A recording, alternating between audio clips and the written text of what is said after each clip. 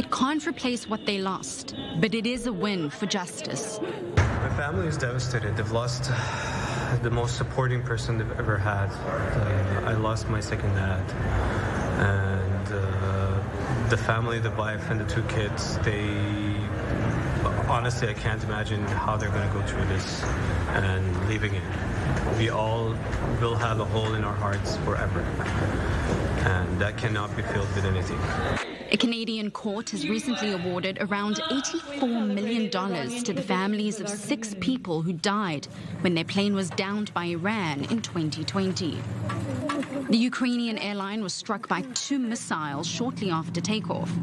Iran initially denied responsibility, but then said it regrettably mistook the plane for a U.S. missile. But that apologetic narrative was short-lived. Our aim was not really to kill enemy soldiers. That was not important.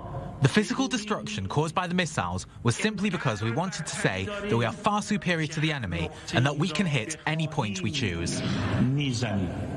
All 176 people on board died, including 55 Canadians and over 30 permanent residents of Canada.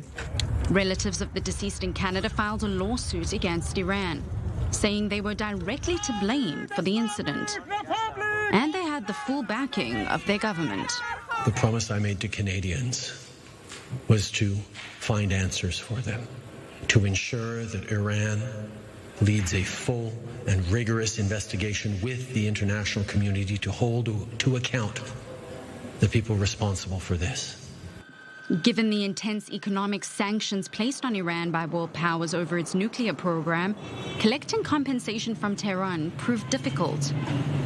But the Canadians were steadfast and aimed to seize Iranian assets in Canada and abroad, including oil tankers. This marks the first time that compensation has been awarded to any of the families of the victims. Iran also did not defend itself in court. And so, as the 2-year anniversary of the crash approaches, the court's decision is at least a step in a just direction.